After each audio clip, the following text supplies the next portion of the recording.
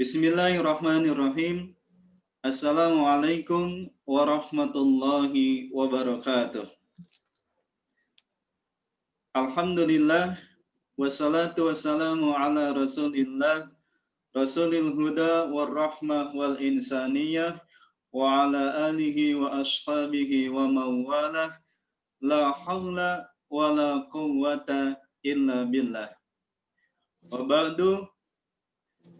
Bapak Ibu Jemaah Masjid Al-Ikhlas di Cianegas, rahimakumullah, dan rekan-rekan yang senantiasa ikut gabung dalam kajian online hari ini, kajian Ba'da Zuhur Kamis, insya Allah adalah kajian rutin bersama guru kita Ustadz Ilham Tabrani LC dari Bekasi. Pada kesempatan kali ini, kajian Kitab Tauhid akan membahas tentang bab ke-10 mengenai menyembelih binatang yang dipersembahkan kepada selain Allah. Untuk itu pada Bapak Ibu jemaah sekalian yang memegang bukunya, silakan bisa dilihat di bab 10, tepatnya halaman 53. Baik, untuk mempersingkat waktu, mari kita simak kajian bersama guru kita Ustadz Ilham Tabrani dengan tema menyembelih binatang yang dipersembahkan kepada selain Allah. Tafadhal Ustaz. Assalamualaikum warahmatullahi wabarakatuh. Alhamdulillah nahmaduhu wa nasta'inuhu wa nastaghfiruh wa na'udzu billahi min shururi anfusina wa sayyiati a'malina. May yahdihillahu fala mudhillalah wa may yudlil fala hadiyalah. Asyhadu an la ilaha illallah wahdahu la syarikalah wa asyhadu anna Muhammadan abduhu wa rasuluhu la nabiyya ba'da ma ba'd. Hadirin jamaah salat zuhur, Bapak-bapak, ibu-ibu yang berbahagia, masuki bahasan bab yang ke-10, bab tentang menyembelih untuk selain Allah. Azbahu li ghairillah. Bab tentang menyembelih hewan untuk selain Allah. Jamaah sekalian, dasar yang dibawakan dalam bab ini adalah firman Allah Subhanahu wa taala dalam surah Al-An'am. Allah berfirman, "Inna salati wa nusuki wa mahyaya wa mamati lillahi rabbil alamin. La syarikalah." Allah Subhanahu wa taala berfirman kepada nabinya sallallahu alaihi wasallam, "Qul, katakan, inna salati, sesungguhnya salatku, wa nusuki, dan sembelihanku." Nusuk itu sembelihan. Asal katanya nasikah. Nasikah itu sembelihan. Makanya nama lain daripada akikah ada sembelihan. An-nasikah. Nama lain akikah adalah an-nasikah, yaitu sembelihan hewan. Qul inna salati wa nusuki, sesungguhnya salatku dan sembelihanku. Wa mahyaya wa mamati, hidup dan matiku, lillahi rabbil alamin, yaitu untuk Allah Subhanahu wa taala. La syarikalah, tidak ada sekutu baginya. Di sini ada ikrar kita yang kita ucapkan kepada Rabbul Alamin. Yang pertama adalah inna salati, salat, ibadah yang paling tinggi. Ibadah yang paling tinggi, ibadah badan adalah salat. Yang kedua, ibadah harta. Nusuk, artinya ibadah harta, artinya ibadah sembelihan. Maka sembelihan ini ibadah yang mulia kalau benar ditujukan kepada Allah Subhanahu wa taala. Seperti ibadah udhiyah, Idul Adha. Ya, sebagian ulama mengatakan wajib, ya, paling tidak hukumnya sunnah muakkadah, sunnah yang sangat ditekankan ketika kita hari raya Idul Kurban. Menyembelih hewan kurban merupakan ibadah yang sangat tinggi nilainya. Demikian juga akikah. Rasa syukur kita kepada Allah kita wujudkan dengan akikah. Menyembelih hewan pas hari ke-7 kelahiran bayi. Kemudian juga ada ketika haji tamatu khususnya orang bawa hewan hadyu untuk disembelih karena Allah Subhanahu wa taala. Dan seterusnya, ada sembelihan-sembelihan dalam Islam yang bernilai ibadah. Namun, kalau sembelihan hewan itu ditujukan kepada selain Allah, maka dosanya juga sangat besar. Nah, jamaah sekalian, budaya menyembelih hewan untuk berhala, untuk syaitan, untuk jin, dan yang lainnya, ini merupakan budaya jahiliyah. Asal ibadah menyembelih itu hanya untuk Allah. Dan Allah tidak butuh hewan sembelihan kita. Yang dilihat adalah ketakwaan. Makanya asal penyembelihan hewan itu adalah kisah Ibrahim alaihissalam kepada anaknya Ismail. Ketika turun perintah untuk menyembelih Ismail, Ibrahim siap untuk menyembelih Ismail. Karena perintah wahyu dari Allah Subhanahu wa taala. Namun dengan kebesaran Rabbul Alamin, Ismail dirubah oleh Allah Subhanahu wa taala menjadi domba. Itu asal daripada penyembelihan. Yang dilihat oleh Allah Subhanahu wa taala bukan sembelihannya, bukan dagingnya, bukan darahnya. Tapi yang dilihat dari Allah oleh Allah Subhanahu wa taala ketakwaan kita, rasa syukur kita. Makanya diperintah kita untuk makan hewan kurban. Bahkan sebagian ulama mengatakan wajib orang yang berkurban makan hewan kurbannya. Untuk apa? Untuk membatalkan keyakinan jahiliyah. Karena orang-orang jahiliyah menganggap bahwasanya ketika seorang berkurban untuk Tuhannya, untuk berhalanya, haram dimakan, nggak boleh dimakan. Seolah-olah Tuhan mereka itu butuh kurban yang diberikan kepada mereka. Nah, dalam Islam, Allah perintahkan kita memakan hewan kurban.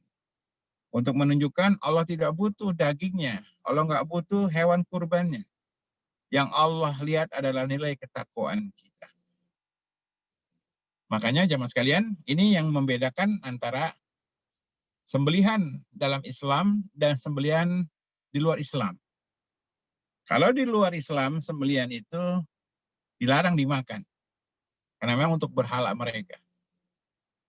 Nah, kemudian syariat Nabi Ibrahim disimpangkan oleh masyarakat jahiliyah. Masyarakat jahiliyah mereka mempunyai ritual-ritual khusus. Ada hewan-hewan yang bahkan tidak boleh disembelih oleh mereka.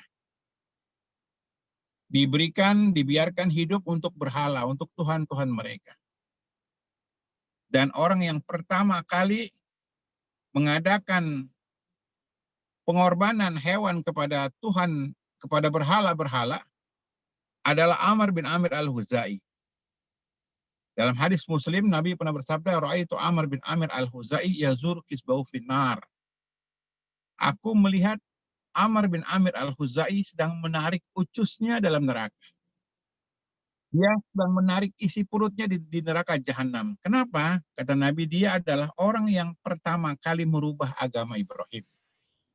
Yang tadinya Ibrahim menyembelih untuk Allah Subhanahu wa taala kemudian diganti dengan domba, namun Amr bin Amir al-Huzai kemudian memberikan syariat, merubah syariat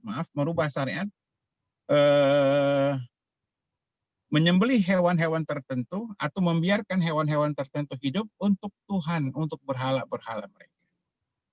Yang tadinya untuk Allah kemudian dirubah untuk Tuhan-Tuhan selain Allah.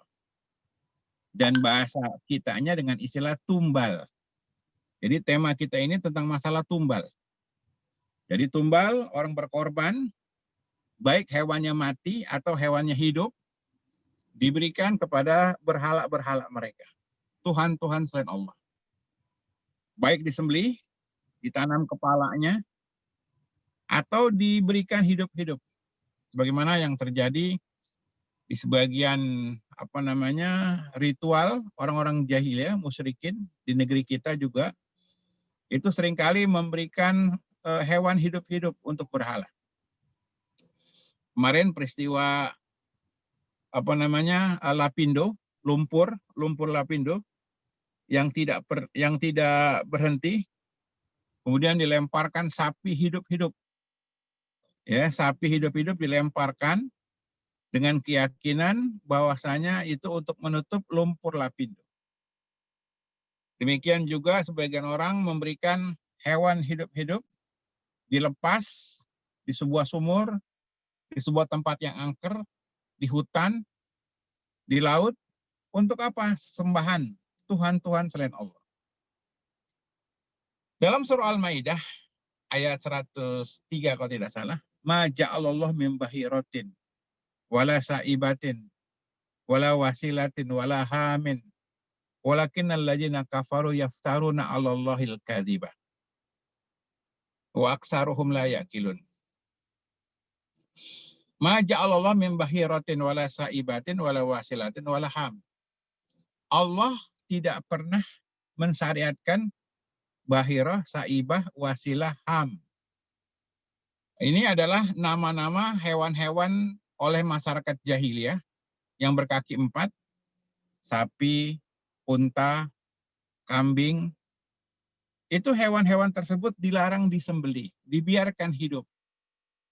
Ada ciri-ciri tertentu yang mereka tidak sembelih, mereka biarkan untuk sesembahan. Ya, untuk sesembahan kepada Tuhan selain Allah, kepada berhala-berhala, kepada penguasa-penguasa di sebuah tempat. Kalau kita di negeri kita itu banyak mitos-mitos. Ya, kalau di gunung ini, di gunung sana itu ada penguasa. Ada siluman A, ada siluman B, gitu. Kalau difilmkan itu ada yang namanya Mak Lampir, ada yang namanya Nyi Roro Kidul, dan seterusnya. Nah, mereka memberikan ritual sesembahan. Ya, hewan-hewan tertentu yang mereka berikan, kalau di laut mereka lempar ke laut, kalau di gunung mereka lepas di gunung. Untuk apa? Bukti penghambaan mereka kepada Tuhan selain Allah. Makanya ulama telah ijma sepakat, orang yang menyembelih untuk berhala, orang yang berkurban untuk berhala selain Allah, ini termasuk kekufuran. Pelakunya keluar dari agama, murtad. Dan ini termasuk pembatal keislaman. Makanya dalam bahasan pembatal keislaman disebutkan bahwa menyembelih hewan untuk selain Allah, seperti bangsa jin, seperti juga syaitan, ya, dan yang lainnya, maka ini termasuk syirkul akbar, syirik besar. Pelakunya terancam keluar dari agama, murtad. Ini bahasan yang serius. Nah, kalau kita lihat di masyarakat, baik yang ada di negeri kita maupun negeri yang lainnya, itu sembelihan itu bukti pengorbanan. Sembelihan itu bukti ketundukan kepatuhan. Makanya dalam budaya sejarah peradaban manusia, itu kadang yang dikurbankan bukan hanya hewan, yang dikurbankan kadang berbentuk manusia. Ya, tumbalnya itu manusia. Jadi kalau kita bicara sejarah tumbal itu terbagi menjadi beberapa macam. Pertama, tumbal itu bentuknya yang paling ringan, ini bentuknya makanan, minuman. Sesajen yang diberikan kepada syaitan bentuknya makanan dan minuman. Nah, ini seperti kita lihat ada orang buah-buahan disusun, sebagaimana budaya masyarakat kita seringkali dilempar, dilarung ke tengah laut, itu buah-buahan. Ini tetap bentuk sesajen. Ya, bentuk sesajen. Ya, kadang berbentuk kembang. Kata orang bilang kembang 7 rupa. Diambil kembang, sebagiannya kadang dilemparkan ke pohon, ke sumur tua, jembatan, perempatan jalan, dalam rangka untuk supaya acara mereka selamat. Maka ada istilah selamatan. Permisi, supaya nggak diganggu. Dan ini banyak sekali. Ya, ini kalau malam Jumat nih, sampai Jumat pagi, kadang di tempat saya ini, di komplek perumahan saya juga masih ada yang buang kembang. Perapatan jalan gitu. Ya motifnya tujuannya ya untuk minta keselamatan, agar hajatnya direstui. Biasanya orang-orang yang mau punya hajat, acara pesta, itu di kampung-kampung itu buang sesajen, bikin sesajen. bikin makanan ya yang sifatnya seperti apa namanya tumpeng, ya istilah tumpeng untuk berhala untuk syaitan mereka. Nah ini tumbal tingkat pertama. Ini tetap hukumnya haram, dosa besar. Menghamba, memfasilitasi bentuk penghambaan kepada syaitan, kesyirikan. Seolah-olah syaitan itu akan mengganggu, tidak akan mengganggu mereka kalau mereka sudah memberikan sesajen, ya sesajen atau sesaji atau tumbal. Jadi budaya tumpeng awalnya itu untuk berhala. Jadi kalau tumpengnya itu halal. Jadi kalau kita di kantor umpamanya bikin tumpengan, ya karena umpamanya ada yang sembuh dari sakit, bersyukur dia bikin tumpengan, nggak masalah. Ada yang habis pulang dari luar negeri, kemudian dia ajak teman-temannya bikin tumpengan, nggak masalah. Tapi tumpengan yang kita bahas adalah tumpengan yang memang khusus untuk penghambaan. Orang hajatan tuh suka bikin tumpeng, ditaruh di atas lemari. Ditaruh di atas genteng supaya nggak hujan, supaya nggak ada apa namanya kerusakan-kerusakan seperti kebakaran dan seterusnya. Nah, ini jenis tumbal, bentuknya makanan, ya. Ada tumpeng, ada cabenya, gitu. Kadang juga orang bangun rumah itu di atasnya pakai pisang, pakai kelapa, ya. Bahkan sampai ada benderanya segala. Itu kadang itu bentuk tumbal, sesajen. Ini nggak boleh, haram, dosa besar. Kalau pisangnya buat pekerja, tukangnya nggak masalah. Tapi kalau buat jin, buat penguasa tempat tertentu supaya nggak diganggu, permisi, ini jelas haram hukumnya, dosa besar. Yang kedua jenis tumbal yang kedua, sesajen yang kedua bentuknya hewan, makanan sembelihan, tapi ayam, ya, kaki dua ini, ayam, ya, sehingga apa namanya ada yang namanya persyaratan. Di dunia perdukunan itu kadang ada persyaratan. Dukun minta disembelihkan ayam yang hitam itu, cintamani ya, apa istilahnya itu? Ayam yang semuanya serba hitam. Ada ayam yang kulitnya itu bulunya itu terbalik, ya. Ayam balik sumpah namanya. Nah, ini juga termasuk sembelihan tahap kedua. Jadi bentuknya ada yang dikurbankan dari hewan-hewan tertentu. Dan juga ini hukumnya dosa besar. Bahkan bisa kufur, karena ini termasuk sembelihan juga.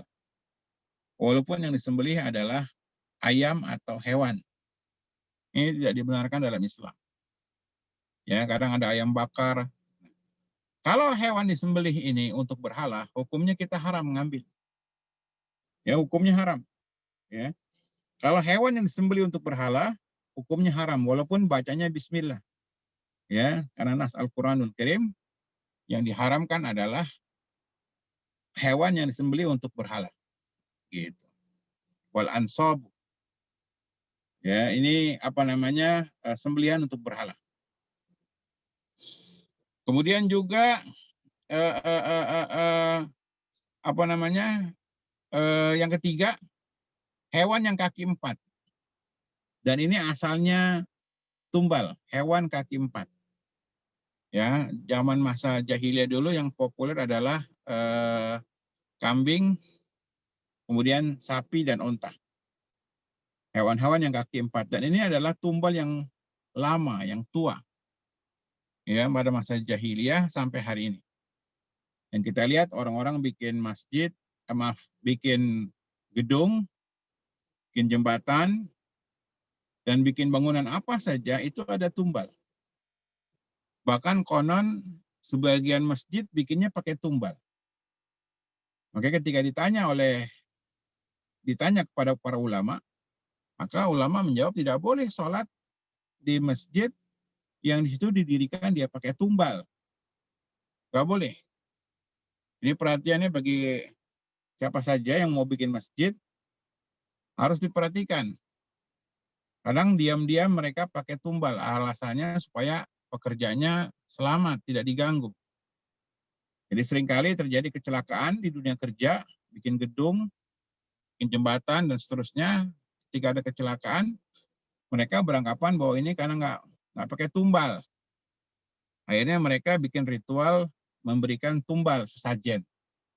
Ya, ditanam kepala kambing, kerbau, sapi di tempat-tempat tertentu. Ini termasuk pembatal keislaman. Dosa besar. Tolong bagi teman-teman masyarakat kaum muslimin, dosa besar, kufur, murtad, orang yang menyembelih untuk syaitan. Ya, dengan bahasa lain tumbal. Ini yang bikin rumah, bikin gedung, apa sajalah. Ya, termasuk bikin masjid sekalipun tidak boleh pakai tumbal. Ini merendahkan derajat manusia, menghamba kepada syaitan. Dan secara rasio, secara logika, malah nggak masuk akal. Ya, bangunan itu kokoh, bagus kalau pakai tumbal, nggak masuk akal. Nggak ada teori dalam ilmu arsitek untuk mengokohkan bangunan, menguatkan bangunan pakai tumbal. Kemudian yang keempat, tumbal jenis yang paling berat adalah tumbal manusia. Orang bilang namanya persugihan. Ya, persugihan adalah ritual mengorbankan manusia. Ini banyak terjadi di agama-agama di luar Islam, keyakinan-keyakinan di luar Islam. Jadi ketika gunung sedang mau meletus, ya, maka dikorbankanlah seorang manusia kepada penguasa gunung. Jika ada ombak besar, maka dikorbankanlah manusia, dibuang ke laut. Dan cerita-cerita ini memang nyata. Sampai saat ini ada manusia sebagian mengikat janji dengan syaitan untuk mengorbankan manusia lainnya. Dan biasanya yang paling sering adalah para dukun. Para dukun supaya sakti, supaya hebat, mereka mengorbankan sebagian manusia. Bahkan tidak tanggung-tanggung, yang dikorbankan adalah keluarganya sendiri. Anaknya, istrinya, demi syahwat kemusyrikannya. Karena kesyirikan ini memang dosa yang paling besar. Kadang menutup mata manusia dan menutup hati manusia. Udah semakin rusak manusia, sehingga mereka mengorbankan manusia. Bahkan yang dikorbankan adalah anak dan istrinya. Makanya dukun itu jarang punya istri. Dia nikah, tiba-tiba istrinya meninggal. Kenapa meninggal? Buat tumbal. Nikah lagi, meninggal lagi istrinya, sampai berkali-kali. Kenapa? Istri yang dia nikahi kemudian buat tumbal dia. Kadang anaknya. Fenomena sebagian orang mencari kekayaan, ya, persugihan, itu dikorbankan anaknya. Makanya banyak kasus orang-orang yang kaya itu seringkali kehilangan anaknya. Anaknya buat tumbal persugihan. Demikian juga kadang dukun mengorbankan tetangganya. Jadi kalau dukun tinggal satu tempat, itu seringkali tetangganya itu jadikan tumbalnya. Bahkan ada dukun itu tempat prakteknya adalah sebelahan dengan sekolah. Sekolah SMP negeri di daerah Jawa Tengah. Itu tiap tahun itu di SMP itu ada aja yang mati. Bukan 1, 2, ya 3 orang mati, kadang gurunya. Masyarakat curiga bahwasanya ini mungkin tumbal dari sang dukun yang memang posisinya sebelah dari tersebut. Tapi menuduh ini harus dengan bukti. Ini banyak kasus dukun mencari tumbal adalah keluarganya, masyarakat di sekitarnya. Bahkan sebagian adalah pasiennya sendiri. Nanti kita akan bahas pada pembahasan tentang perdukunan. Jadi intinya ada yang namanya orang bermakai tumbal adalah manusia. Bahasa kita adalah persugihan. Dan itu banyak sekali terjadi di negeri kita. Nah, jadi jamaah sekalian, ini kejahatan menyembelih hewan untuk selain Allah. Sekali lagi, hukumnya dosa besar, bahkan bisa membuat pelakunya keluar dari agama karena termasuk pembatal keislaman. Ya, ingatkan sekali lagi kepada teman-teman, tidak boleh kalau ada tempat yang angker, toilet umpamanya, tempat parkir umpamanya, kemudian dibuang kembang di sana, dibakarin menyan umpamanya, dan seterusnya, ini hukumnya syirik, dosa besar. Ya, walaupun kalau buang kembang nggak sampai kufur, tapi kalau udah sembelih hewan tertentu, ini bisa kufur. Ada yang sembelih kemudian darahnya dialirkan di tempat yang angker itu. Ini dosa yang besar, jamaah sekalian. Nah, jadi ulama telah sepakat berdasarkan ayat inna salati wa nusuki wa mahyaya wa mati lillahi rabbil alamin. Sesungguhnya salatku, sembelihanku, hidupku, matiku untuk Allah Subhanahu wa taala, Rabbul alamin. Kemudian di bab ini ada hadis Nabi SAW, hadis dari Ali bin Abi Thalib. Ya. Ali mengatakan, ada sani Rasulullah SAW di arba'i kalimat. Kata Ali bin Abi Thalib, Rasul pernah menceritakan kepadaku Sallallahu Alaihi Wasallam tentang 4 kalimat. Jadi Ali pernah dapat hadis dari Nabi, ya Ali bin Abi Thalib, sepupu Nabi, ya anaknya Abu Thalib paman Nabi. Jadi Ali bin Abi Thalib pernah menyampaikan, telah menceritakan kepadaku Rasulullah Sallallahu Alaihi Wasallam tentang 4 macam kalimat. Jadi Nabi memberikan nasihat 4 macam. Ada 4 yang harus diperhatikan. Yang pertama, Nabi bersabda, la'anallah man dzabaha li ghairillah. Allah melaknat orang yang menyembelih untuk selain Allah. Allah melaknat orang yang menyembelih untuk selain Allah, untuk berhala. Ini dilaknat. Yang kedua, la'anallah man la'ana walidayh. Allah melaknat orang yang melaknat orang tuanya. Allah melaknat orang yang mencaci maki orang tuanya. Ini dilaknat juga. Yang ketiga, Nabi mengatakan la'anallah man awa muhdisan. Allah melaknat orang yang melindungi pelaku kejahatan, pelaku penyimpangan. Ya, melindungi, membela, seperti umpamanya aparat, backing, penjahat, pengacara, bela penjahat, maka ini dilaknat. Gitu. Yang keempat, kata Nabi SAW, la'anallah man goyara mana lor'ats. Allah melaknat orang yang merubah batasan bumi. Orang yang merubah batasan tanah. Ya, ngambil tanah, nyolong tanah. Penjahat tanah. Ya. Jadi mafia tanah lah kalau bahasa kita. Mafia tanah. Ini dilaknat. Mari kita bahas satu persatu. Yang pertama, la'anallah man zahaba li ghairillah. Ya. Allah melaknat orang yang menyembelih untuk selain Allah. La'anallah man zabaha li ghairillah. Allah melaknat orang yang menyembelih untuk selain Allah. Ini yang kita bahas. Jamaah sekalian, melaknat dalam Islam ada 2. Pertama, melaknat orang per orang. Nggak boleh. Haram hukumnya. Semoga Allah melaknat Donald Trump umpamanya.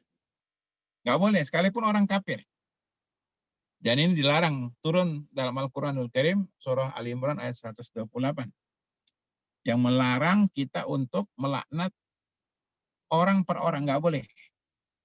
Ya nggak boleh. Nabi pun dilarang melaknat orang per orang. Jadi nggak boleh kita melaknat si fulan, walaupun dia dosanya sangat besar. Nggak boleh. Ketika orang kafir itu masih hidup. Ya, ketika orang kafir itu memang telah mati di atas kekufuran, boleh. La'anallah Fir'aun, pamannya. Semoga Allah laknat Fir'aun. Tapi kalau masih hidup, dia, sekalipun dia musuh Islam, nggak boleh.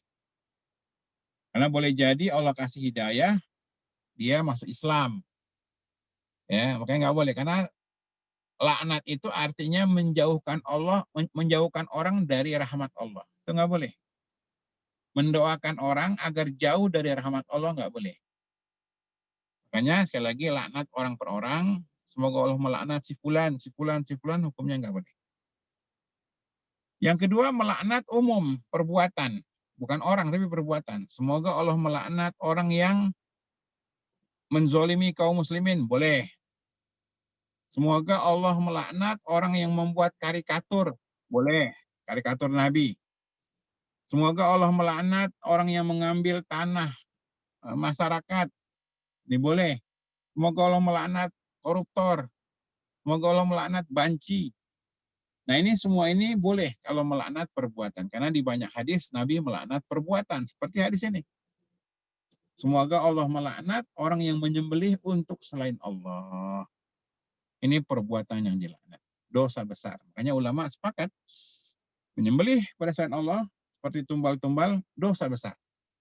Bahkan puncaknya orang itu kufur, murtad. Keluar dari agama, murtad.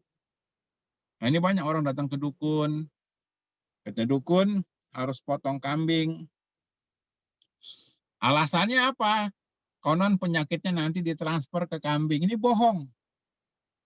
Nggak ada penyakit ditransfer ke hewan. Ini bohong, nggak ada. Ini sempat rame. Ya, orang ditransfer penyakitnya ke hewan. Jadi orang berobat bahwa hewan ini tanda-tanda perdukunan. Ya, kalau dia menyembelih benar untuk perintah dukun, ini bisa kufur, murtad, keluar dari agama. Tolong kawan-kawan masyarakat, jangan sampai biarkan diri kita mendatangi dukun. Ya. Yang kedua, perbuatan yang dilaknat adalah la'anallah man la'ana walidaih. Allah melaknat orang yang mencaci maki orang tuanya. Jadi orang tuanya dicaci maki. Padahal dalam Al-Quran wala tanharhuma, nggak boleh bentak orang tua.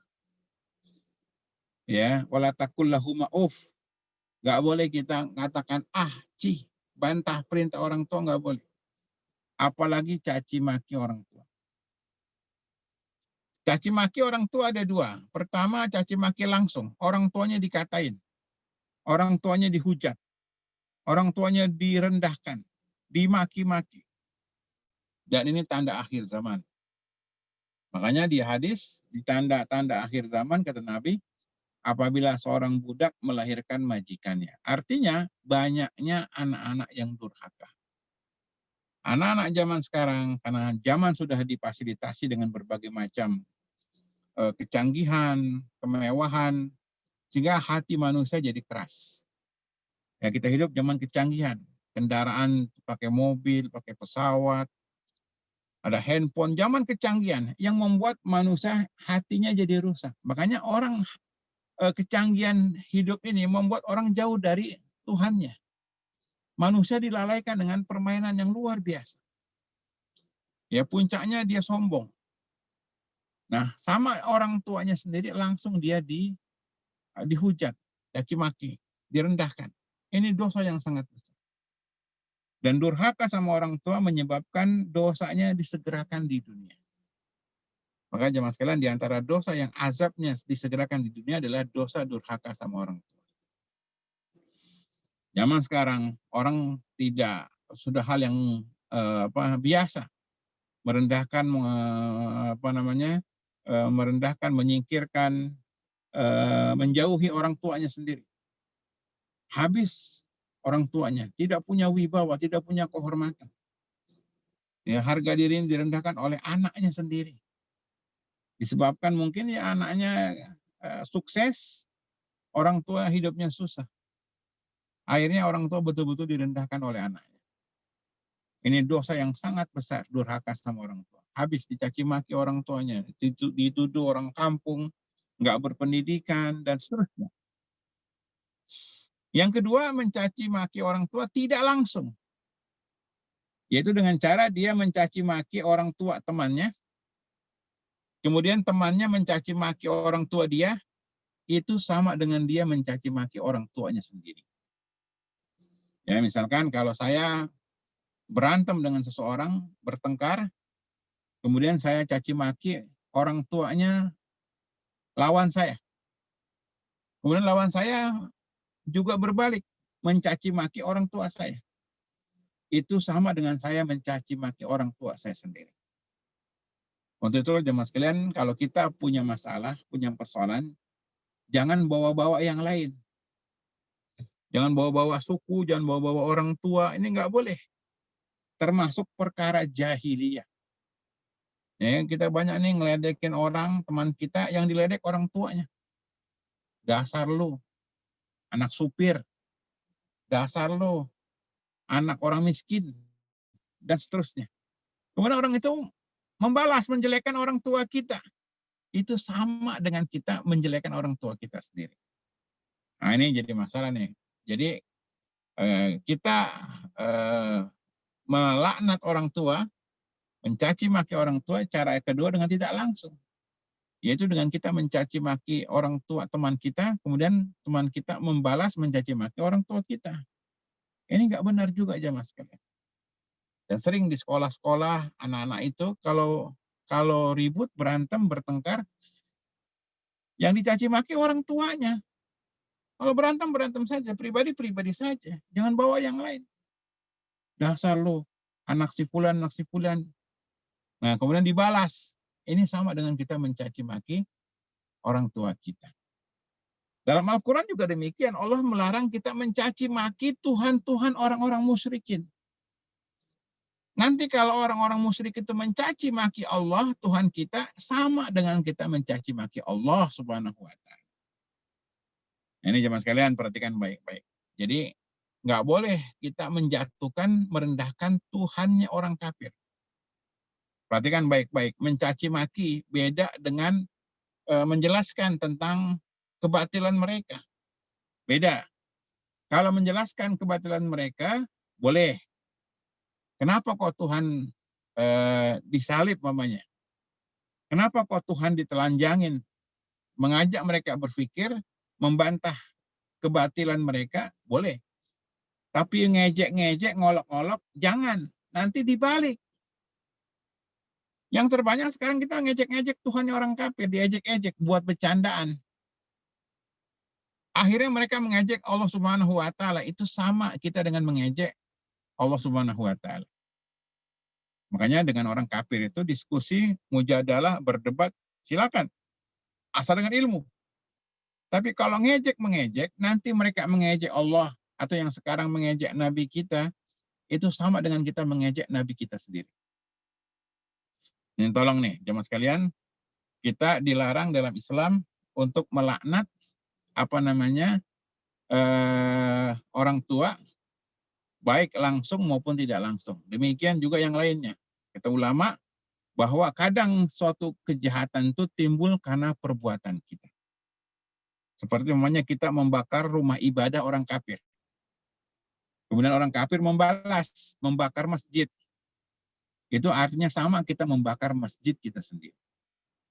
Ya, tolong sebelum berbuat, kita berpikir panjang. Jangan sampai perbuatan itu menimpa diri kita sendiri.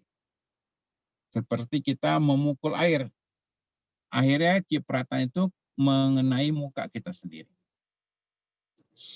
Kemudian bagian yang ketiga dari hadis ini, la'anallahu man awa muhdisan. Allah melaknat orang yang melindungi pelaku kejahatan. Jadi siapa saja yang melindungi pelaku kejahatan, memfasilitasi pelaku kejahatan ini dilaknat. Kita punya rumah, dikontrakkan untuk pelaku kejahatan. Untuk pelacuran, perjudian, untuk maksiat. Maka kita berdosa. Dan ini dilaknat. Memfasilitasi tempat maksiat. Nggak boleh dosa besar. Ya, nggak boleh dosa besar ini. Ya, kita memfasilitasi. Kecuali kalau kita nggak tahu. Tapi kalau kita tahu tempat kita untuk tempat kejahatan, hukumnya dosa besar. Demikian umpamanya kalau kita aparat keamanan, aparat hukum, melindungi tempat maksiat, jadi backing. Ini nggak boleh. Ya, perhatikan nih, teman-teman yang jadi aparat, jangan tergoda jadi backing tempat maksiat. Ya, tempat maksiat, diskotik, ya apa namanya, tempat-tempat pelacuran, itu kadang backingnya adalah aparat. Ya, backingnya kadang pejabat, kadang jenderal umpamanya. Ini dilaknat. Ini dilaknat, kasih tahu yang lain. Demikian juga umpamanya pengacara. Kalau pengacara bela orang-orang terzalimi, ini pada banyak kasus orang-orang terzalimi, tanahnya diambil oleh cukong, oleh bandar, oleh orang-orang kaya, tanahnya diambil, dirampas, dia nggak bisa membela dirinya. Jadilah pengacara membela orang yang terzalimi. Jadi status pengacara itu ada dua. Kalau dia membela yang terzalimi, ini benar, ini bagus, dapat pahala, dapat ganjaran. Tapi kalau jelas-jelas penjahat, kemudian dia bela, dia pertahankan, ya agar hukumannya bebas, agar hukumannya ringan dan seterusnya, ini terkena laknat. Ya, bukan hanya pengacara ya, kayak hakim, jaksa dan seterusnya. Jangan sampai dia mau disuap, dia bela kejahatan. Ini zamannya banyak semua, bisa dibayar. Apa namanya, UUD, ujung-ujungnya duit, bisa dibayar. Jangan. Ini fitnah luar biasa ini. Ini dilaknat. La'anallahu man awa muhdisan. Allah melaknat orang yang melindungi pelaku kejahatan. Demikian kejahatan agama, ya, orang-orang yang jelas merusak agama. Seperti di Indonesia ini pernah ada orang disertasi doktornya halalnya zina, zina halal. Nah, kita pengurus masjid nggak boleh manggil orang yang seperti itu, nggak boleh. Orang jelas-jelas menyimpang, mengatakan sholat nggak wajib, ya, merusak agama, mencela-cela agama dan seterusnya, kita panggil untuk ceramah di masjid kita, jadi khutbah Jumat, ini nggak boleh, dilaknat ini. Bagi pengurus masjid, orang-orang yang telah jelas menyimpang dan sudah dijelaskan oleh para ulama, ya, nggak boleh dipanggil. Jadi penceramah nanti dapat laknat juga. Jadi bagian yang ketiga, Nabi mengatakan la'anallah man awa muhdisan. Allah melaknat orang yang melindungi pelaku kejahatan.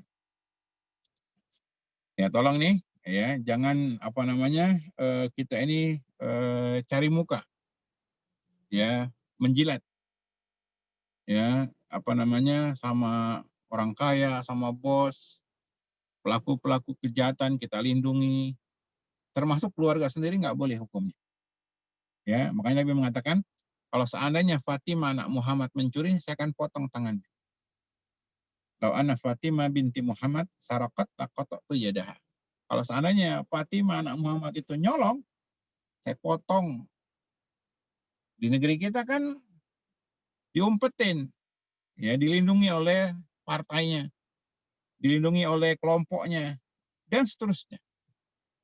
Gitu, ini yang terjadi nih. Jadi yang melindungi, ngumpetin pelaku kejahatan itu banyak di negeri kita, sampai lari ke luar negeri, dilindungi, gitu. Bahkan sampai ada yang hilang, nggak ketahuan rimbanya, pelaku kejahatan itu. Nah ini, maka yang melindunginya ini dapat laknat dari Allah Subhanahu wa Ta'ala. Kemudian yang terakhir, Nabi bersabda, la'anallah man goyaro manalor ats. Allah melaknat orang yang merubah batasan bumi.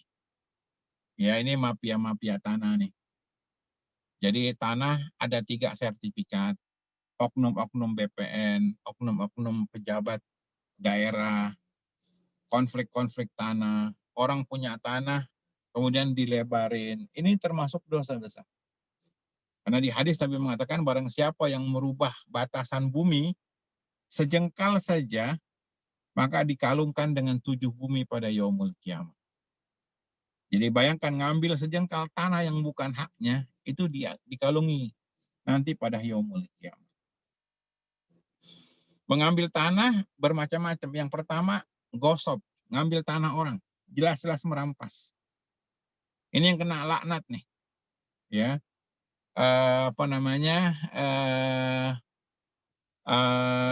Tanah Tuhan katanya.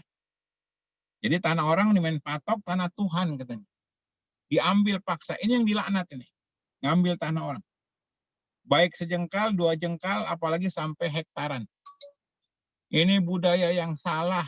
Tanah orang main patok, tanah Tuhan katanya. Nah, ini yang salah. Yang ngambil tanah yang dilaknat seperti ini. Yang kedua, ngambil tanah, ngambil fasilitasnya. Ini tuh nggak boleh juga. Jadi tanah orang kita manfaatin, nggak boleh, harus izin. Ya, tanah orang kita tempatin, ini banyak. Tanah orang main tempatin, kemudian udah lama akhirnya ngakuin. Ini banyak nih. Dia nggak maksud mengambil tanah, hanya manfaatin. Tetap nggak boleh, harus izin. Ya, ada tanah kosong, ya nggak diizinin ya sama pemiliknya buat parkir, nggak boleh. Kalau kita buat parkir harus izin. Nggak diizinkan, haram pamannya tanah orang ini. Ini banyak nih, buat warung, buat dagang, kaki lima, itu harus izin. Ya, kalau orang mau buat dagang kaki lima milik orang lain, itu harus izin pemiliknya. Kalau enggak, hukumnya dosa. Tapi ingat, tidak termasuk yang mengambil tanah. Mengambil tanah, ya, dosa besar. Ya, diazab pelakunya, dikalungkan 7 bumi pada hari kiamat. Ya, sekalipun ngambil tanahnya buat masjid, tetap nggak boleh.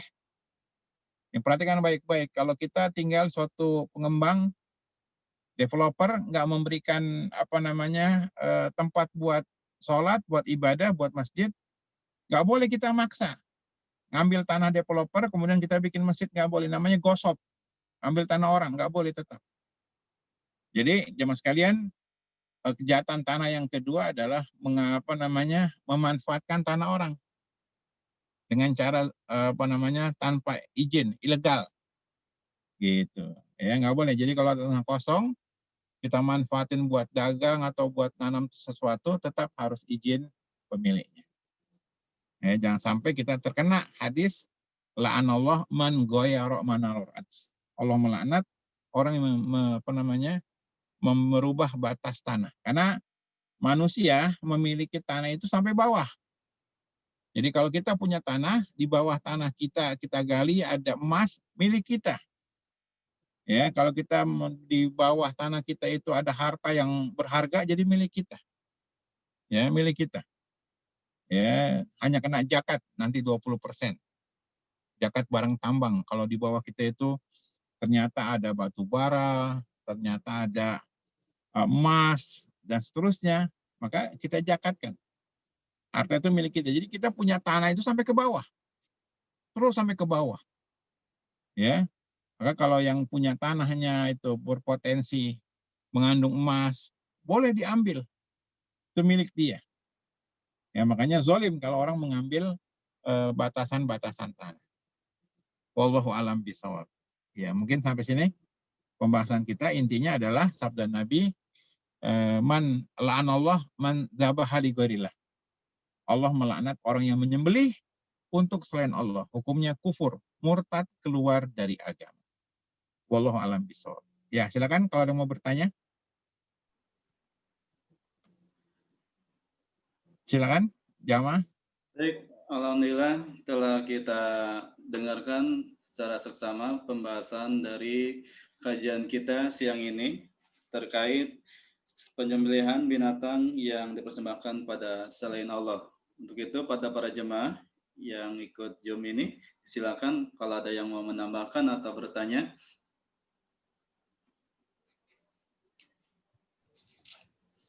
Mungkin dari Pak Ilham dulu. Ya, Assalamualaikum warahmatullahi wabarakatuh. Waalaikumsalam. Waalaikumsalam. Mohon izin bertanya Pak Ustadz.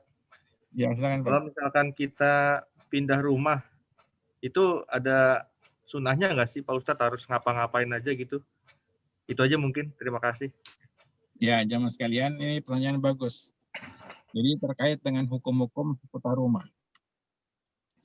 Jadi pertama, ketika kita pindah rumah, ya, yang kita harus jadikan rumah kita ini adalah sebuah madrasah, sebuah sarana untuk pendidikan buat diri kita dan keluarga kita. Maka jadikan rumah kita sesuai dengan syariat. Di antaranya jangan ada gambar, jangan ada musik, jangan ada tempat maksiat, gitu. Itu yang pertama, kita punya rumah sebagai tempat pendidikan. Yang kedua, kita jadikan rumah sebagai tempat istirahat. Makanya sunnah rumah itu luas. Ya, kata Nabi, min sa'adatil mar'i, termasuk tanda kebahagiaan seseorang itu adalah manzil wasi, rumah yang luas. Kenapa? Rumah buat istirahat. Buat anak kita, buat istri kita. Makanya kawan-kawan, teman-teman, silakan punya rumah yang luas. Karena rumah adalah buat istirahat. Bahkan orang Arab mengatakan baiti jannati, rumahku adalah surga.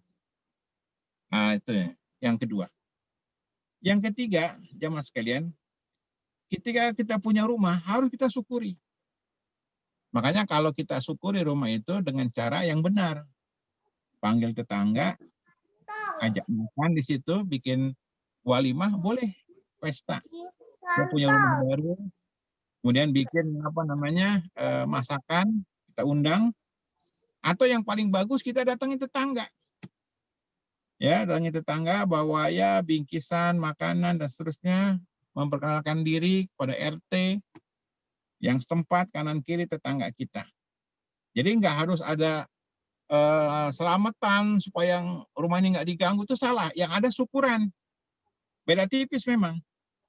Kalau syukuran kita bersyukur, ya kan, bagi-bagi hadiah buat satpamnya, buat keamanannya di lingkungan kita, atau anak-anak kecilnya dari kita. Ini sunnah. Agar hubungan kita harmonis dengan tetangga, gitu. Nah, ini hukum-hukum seputar rumah. Jadi jangan sampai rumah itu tempat maksiat. Tiap hari kayak diskotik, stylenya musik, ya, tidak ada ayat Quran di sana. Ya. Bahkan kalau kita ada tempat yang memungkinkan, kita bikin musola di rumah. Sunnah, sebagaimana sahabat punya tempat khusus sholat di rumah. Tapi untuk sholat sunnah. Laki-laki sholat wajibnya di masjid. Sholat sunnahnya di rumah. Sholat duha, sholat tahajud. Gitu. Sholat di rumah. Itu sunnahnya. Jadi kalau ada teman-teman rumahnya luas, bikinlah di salah satu ruangan itu musola. Bahkan ada buku yang ditulis oleh ulama dengan judul Masjid fil Bait, ya, masjid dalam rumah.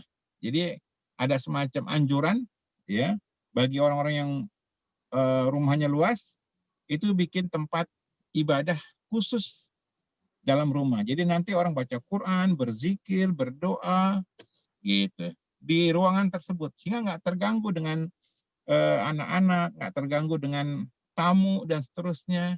Kita ibadah di situ. Nah, mudah-mudahan teman-teman nih dikasih rezeki, rumahnya bisa luas sehingga bisa memungkinkan memiliki masjid dalam rumah. Itu jamaah sekalian seputar rumah. Jadi nggak ada istilah feng shui, tusuk sate, apes, kalau rumah nomor 13, apes, dan seterusnya, ini nggak ada dalam Islam.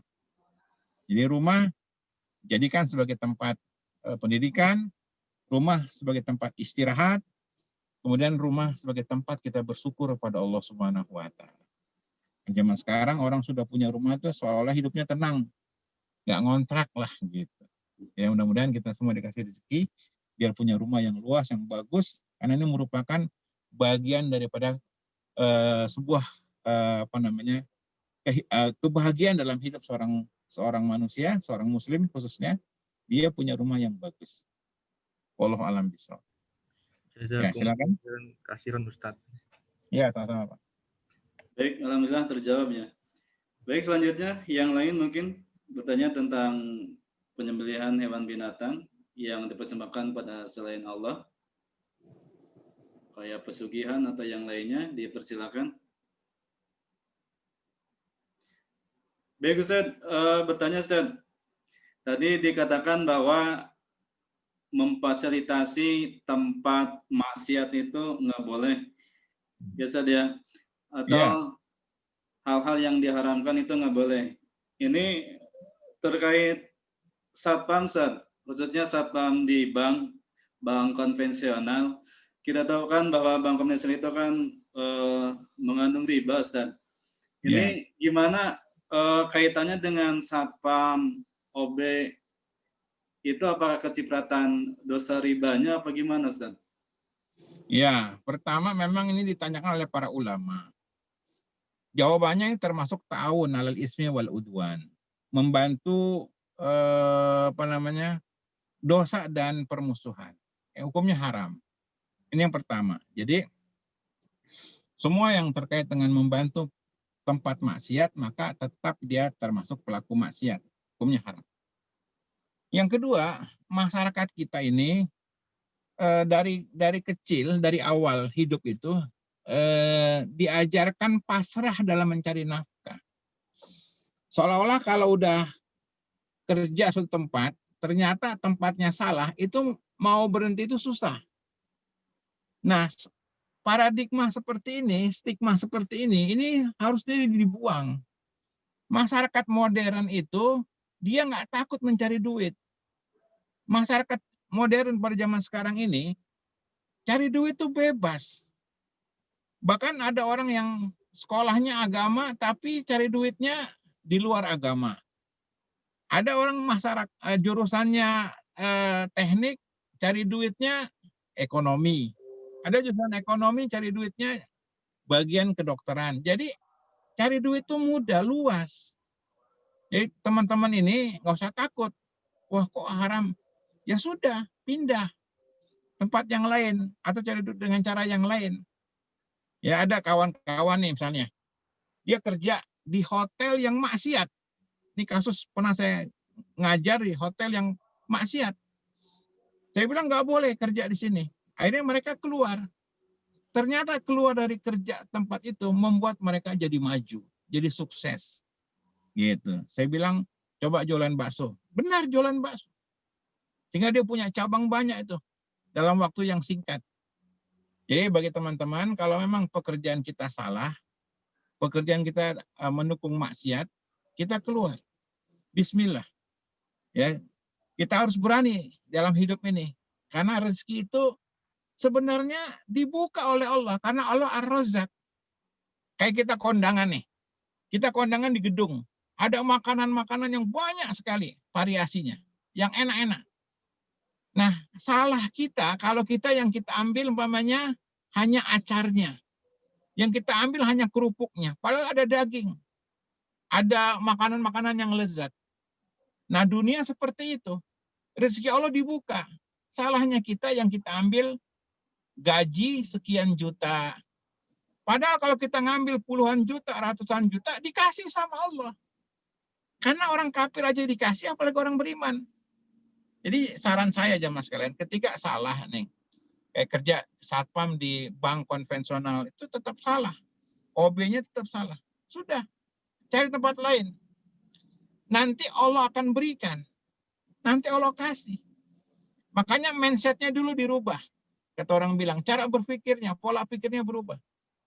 Jangan menganggap bahwasanya tempat kerja itu adalah rezeki dari kita. Belum tentu. Boleh jadi rezeki kita tempat yang lain. Nah, jadi memang cara berpikirnya, mentalnya juga harus dirubah. Jadi sekali lagi jawabannya memang bekerja walaupun jadi satpam, jadi OB di bank konvensional ini terlarang. Dan telah banyak ditanyakan oleh para ulama, hukumnya haram. Gitu. Wallahu a'lam bishawab. Ya, saya doakan semoga kawan-kawan yang di tempat yang seperti itu dapat pekerjaan yang lebih baik dan lebih sejahtera bagi mereka. Wallahu a'lam bishawab. Baik, syukran Ustaz. Ya. Mungkin yang lain bertanya, Mas Aziz mungkin bertanya terkait penyembelihan binatang yang dipersembahkan pada selain Allah.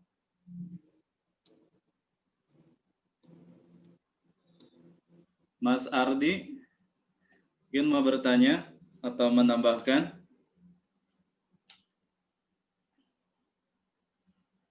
Cukup kayaknya. Atau dari SDM ini ada yang masuk dari SDM mungkin? Ya, silakan. Ada yang mau bertanya?